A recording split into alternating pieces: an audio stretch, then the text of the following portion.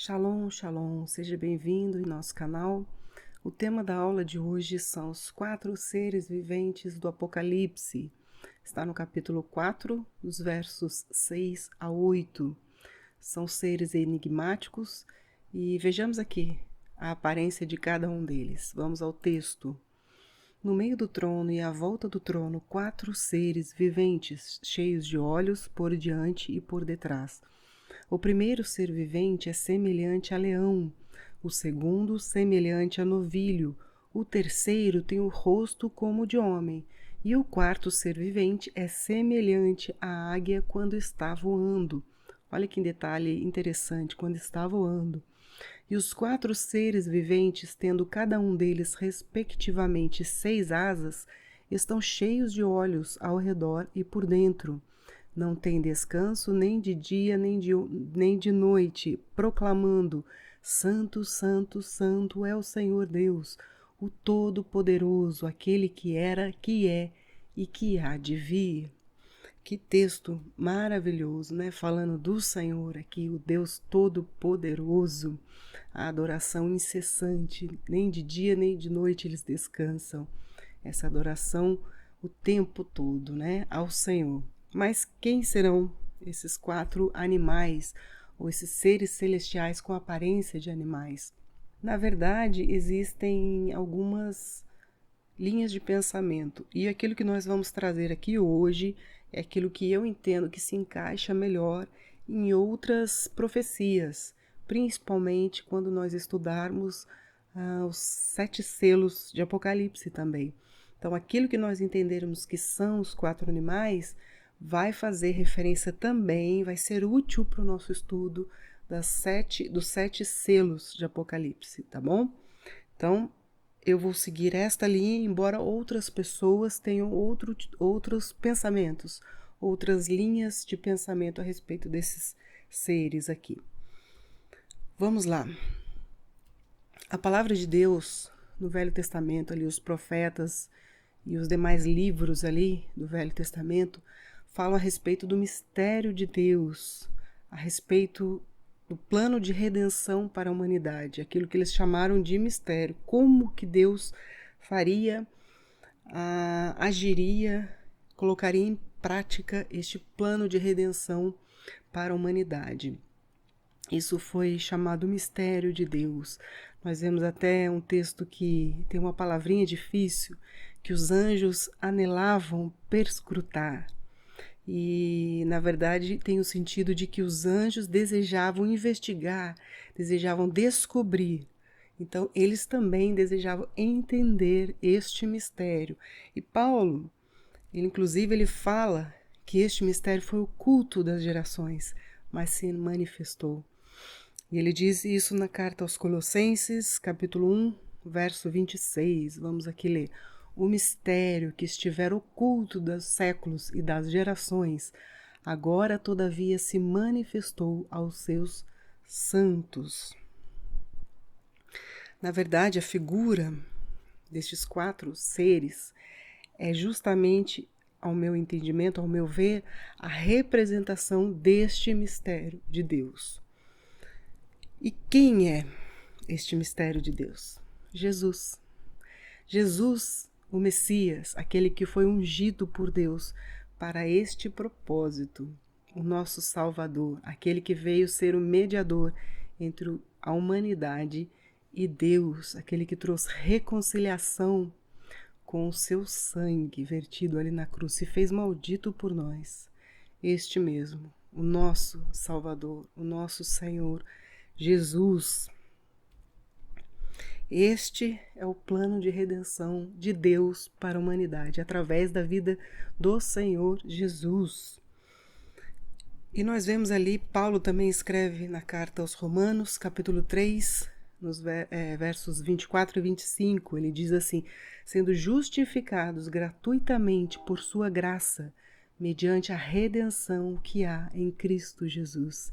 Então, essa redenção, esse projeto de redenção se concretizou em Jesus e nós fomos justificados. Todos os nossos pecados foram perdoados e nossas vidas foram justificadas gratuitamente pela graça, através do sangue de Jesus.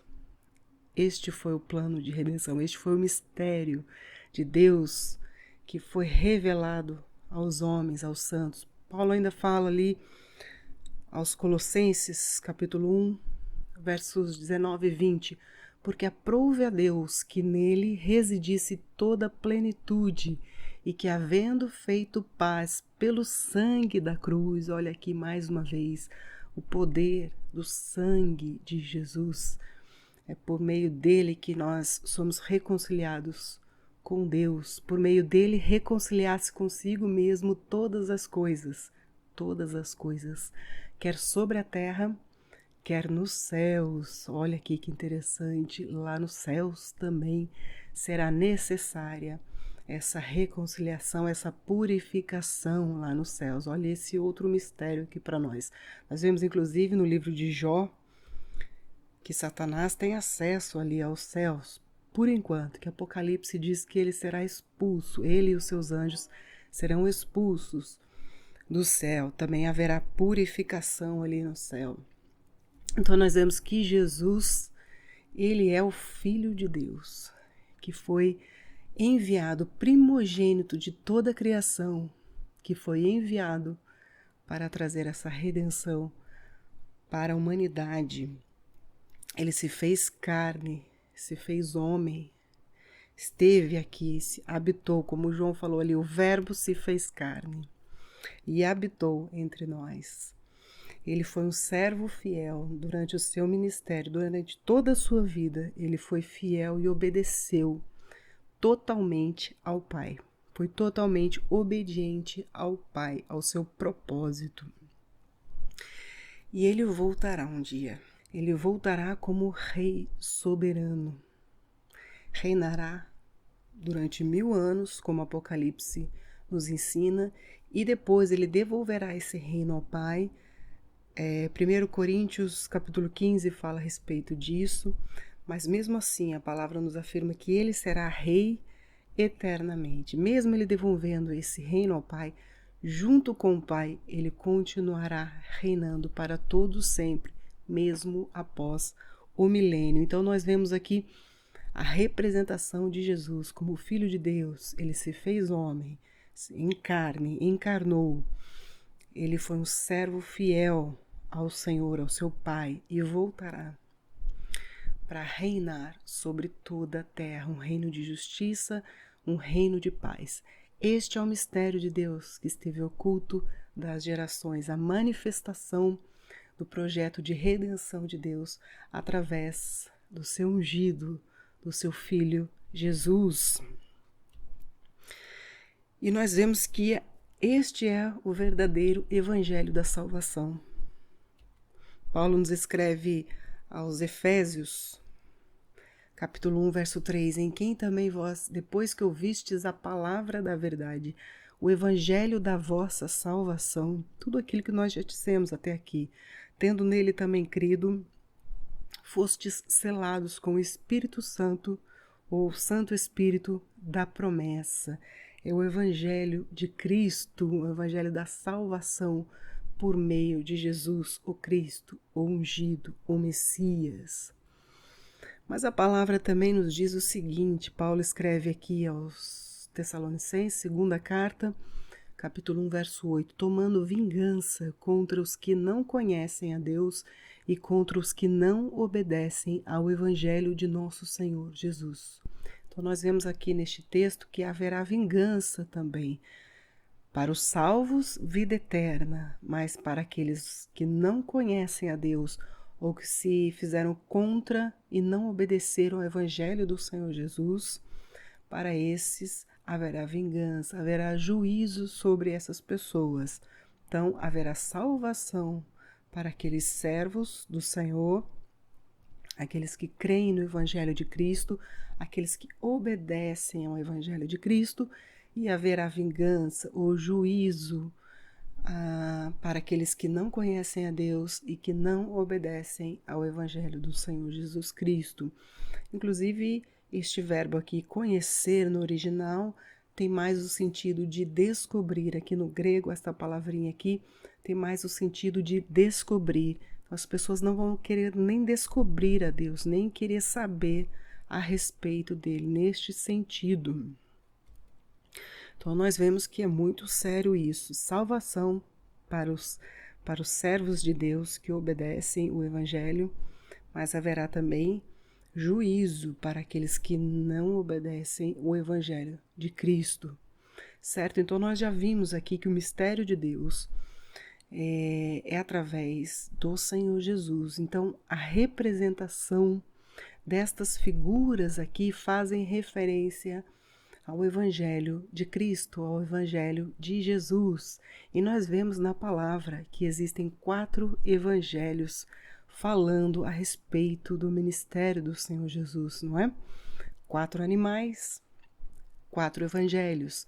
Sim, isso mesmo. Então nós vamos fazer essa correlação com os evangelhos. Vamos partir do primeiro animal. Então o primeiro evangelho de Mateus. É o leão, primeira figura, primeiro ser vivente, ele é semelhante a leão. O autor foi Mateus, também chamado Levi, filho de Alfeu e irmão de Tiago. Ele foi um publicano e um dos 12 apóstolos. O tema principal deste livro, deste evangelho, é a respeito de Jesus, mostrar Jesus. A gente entende quando a gente lê que ele tenta mostrar a pessoa do Senhor Jesus como o Messias e rei. Então nós vemos aqui que o leão ele tem essa imagem de rei da selva, né? Essa imponência de rei. Então nós entendemos que este evangelho também mostra a pessoa do Senhor Jesus como rei. Ele destinou, quando a gente lê, a gente entende que ele, através da sua escrita, ele destinou este livro, este evangelho, aos judeus. Por quê? Porque a gente vê que ele começa, inclusive, com a genealogia de Jesus, e ele começa falando que ele era filho de Davi. Então, todos os judeus estavam esperando a promessa do Messias, e que ele deveria, a principal promessa é que ele deveria ser filho de Davi, Ben Davi. Então, eles conheciam essa promessa. Então, ele já começa mostrando que Jesus era o filho de Davi, e depois ele fala filho de Abraão. A genealogia começa dessa forma. Então, sim, ele é o Messias aguardado, provando isso. Para quem que eles queriam provar? Para os judeus. Por isso que a gente entende dessa forma. E depois ele fala filho de Abraão, então ele é filho da promessa de Deus para o povo e para a salvação de toda a humanidade também, mas especificamente para este povo separado por Deus, certo? O principal propósito a gente vê aqui é provar que Jesus é o Filho de Deus e o Messias enviado por ele e predito pelos profetas do Velho Testamento. Inclusive nós percebemos na leitura ali deste evangelho que há muita referência às profecias do Velho Testamento, como referências como dizia o profeta tal, e eles fazem a menção a respeito da profecia. Então eles fazem essa ligação das profecias com a pessoa do Senhor Jesus também. Eles não, né? Mateus, neste evangelho, ele faz essa ligação. Então a gente percebe a preocupação dele em mostrar, em provar que Jesus é o Messias, o filho de Davi, o filho de Abraão, a descendência da promessa de Deus. Então ele é o rei. Então nós vemos aqui que é a representação do rei, certo? O segundo animal era semelhante a novilho, aqui um novilho. O segundo evangelho é o livro de Marcos, o evangelho de Marcos. O autor é João Marcos, o nome dele é João Marcos. Ele acompanhou Paulo em sua primeira viagem missionária. E qual o tema principal? Mostrar Jesus como o servo. Inclusive o novilho obediente, né? Quando ele vai ali para o sacrifício, até mesmo o animal adulto, ele é para o trabalho. Então nós vemos que essa correlação de Marcos mostrando Jesus como servo, obediente, a humildade dele, né? Ele destinou este livro, nós vemos que a escrita dele, a forma que ele escreveu, é destinada aos romanos. Por que os romanos? Vamos entender aqui. os romanos eram os maiorais ali na época, né? O império que dominava a grande parte mundial daquela época, né? Entendendo que havia uma grande extensão ali de domínio dos romanos, de Roma, certo? Então nós entendemos que Roma tipifica aqui o grande império que dominava ali as nações, ou grande parte das nações, naquela época. Então, ele mostrando para os romanos que Jesus era um servo obediente, humilde, né? Não mostrou como rei, como uma ameaça para esse governo, ao contrário, ele é obediente, ele é humilde, né? Ele é um servo, ele obedece. Então, qual o propósito principal? Mostrar Jesus, o Messias, como servo sofredor. Há numerosas referências ao sofrimento como preço do discipulado. Nós vemos, inclusive, que esse evangelho ele já começa mostrando o ministério, Jesus já no seu ministério, já trabalhando, não mostra genealogia, não fala nada a respeito da infância de Jesus, mas ele já no seu ministério, já trabalhando, já sendo um servo fiel ao propósito do Pai. Então, este evangelho mostra Jesus como servo, a figura do novilho. O terceiro evangelho é o evangelho de Lucas. Então, nós fazemos aqui a correlação com o animal, com o ser vivente, né? Que tinha um rosto semelhante a de homem, né? Um rosto como de homem. O autor foi Lucas. Ele foi um médico grego, então ele era gentio, não era judeu, era cristão e gentio, como eu falei. Era amigo de Paulo, acompanhou muito Paulo ali, inclusive ajudou Paulo ali na prisão. Nós vemos até um filme recentemente a respeito de Paulo, e nós vemos ali a amizade de Lucas com Paulo, né? O tema principal deste livro, deste evangelho, é mostrar Jesus como filho do homem. Então, essa expressão filho do homem, nós vemos na Bíblia várias vezes, o filho de Deus, ou filhos, até no plural, de Deus, em Gênesis nós vemos isso, os filhos de Deus com as filhas do homem. Então, houve uma relação ali. Então, nós entendemos que quando ele fala filhos de Deus, é algo celeste, algo que vem do céu, da eternidade, certo? É gerado lá, ele é de lá, sua origem é de lá. E filho do homem é aquilo que se fez carne, é nascido aqui, é terreno, é matéria, assim como nós somos, é material, certo?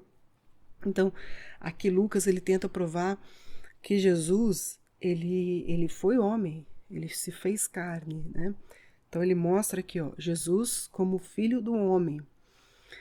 Ele destinou este evangelho aos gentios, mostrar a pessoa do Senhor Jesus para os gentios. O propósito deste evangelho é mostrar a Jesus como homem e a provisão divina da salvação para todos os descendentes de Adão, ou seja, judeus e gentios. Então não é só mais para judeus, então a salvação não é só dos judeus, ela também é dos gentios. Então é interessante que quando nós vemos a genealogia, que inclusive não está no começo, já está só no capítulo 3, ele começa de Jesus e vai para trás. Jesus, filho de José, filho de... e vai indo para trás. E ele chega até Adão. Então ele mostra Jesus como um homem qualquer, como nós, descendentes de Adão. Então que nós todos somos irmãos. Ele mostra dessa forma. Por isso que ele mostra que a salvação é para todos, para toda a humanidade, todos os descendentes de Adão, certo? E há uma pergunta, talvez ainda, se existe essa dúvida, quem são os gentios? Quem seriam os gentios? Gentio era quem não era judeu nem professava a fé judaica. Por quê? Você poderia não ser judeu, mas se converter ao judaísmo, que eram os chamados prosélitos. Então para ser considerado gentio, não judeu e que não professava, ou seja, que não era prosélito. Então, aí todos os demais são considerados gentios. Então, gregos, romanos, persas, todas as outras regiões em que não se era judeu e nem professava a fé judaica, então era considerado gentio, tá? Só para esclarecer se ainda existir essa dúvida. Vamos então ao quarto animal, quarto e último animal. É o quarto evangelho, o evangelho de João, e ele é relacionado a uma águia voando. Interessante esse detalhe aqui, uma águia quando está voando. O seu autor é João, o discípulo amado, conhecido como o discípulo amado, um dos apóstolos, filho de Zebedeu e irmão de Tiago. Interessante aqui, discípulo amado, por que isso, né? Fazer um parêntese aqui. O discípulo amado, porque ele sentiu o amor de Jesus. Ele se sentiu amado por Jesus. E ele conheceu a profundidade desse amor e por isso que ele escreveu. Não é que seja o discípulo mais amado, mas era o discípulo amado. E foi ele mesmo quem escreveu esta expressão, certo? Porque ele sentiu o amor de Jesus na sua profundidade maior. Então, o discípulo amado. O tema principal que João escreve aqui é mostrar Jesus como Filho de Deus, aquele que é eterno, que veio do céu, que veio da eternidade. E por isso a águia voando, aquilo que está acima da terra, né? Olhos como águia, então você enxerga as coisas com mais profundidade, com mais clareza, não é mesmo? Então as coisas espirituais, as coisas do céu, por isso a águia voando, a gente entende dessa forma. Então ele mostra Jesus como Filho de Deus, aquele que veio da eternidade e se fez carne também, mas ele tem uma origem no céu, na eternidade.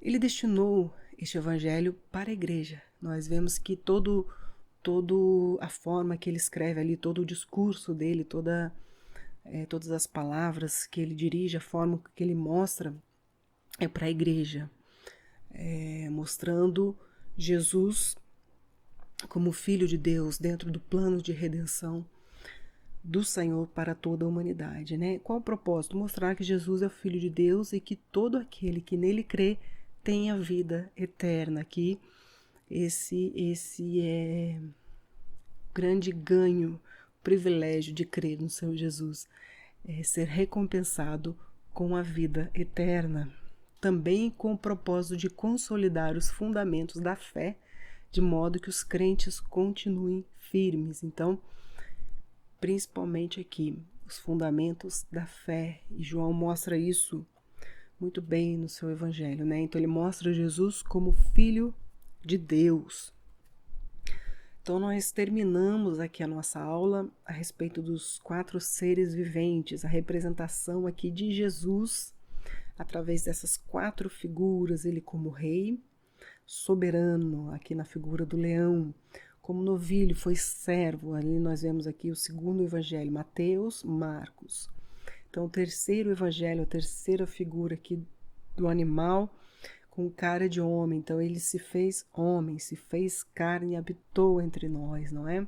E o último evangelho aqui, João, mostrando Jesus com essa representatividade aqui da águia voando, mostrando Jesus como Filho de Deus, aquele que veio da eternidade. A sua origem é eterna, já existia antes da fundação do mundo. Que maravilha, né? Jesus é o nosso Salvador, o nosso Redentor. Louvado seja o Senhor que nos deu, que nos redimiu através do sangue de Jesus. Espero que essa aula tenha sido proveitosa para vocês. Nós usaremos esses conceitos aqui que nós entendemos a respeito de cada animal numa próxima aula que nós teremos, que é a respeito dos 7 selos. Nós aplicaremos estes conceitos nesta aula dos selos. Fiquem atentos às nossas próximas aulas e eu desejo que Deus abençoe a todos vocês.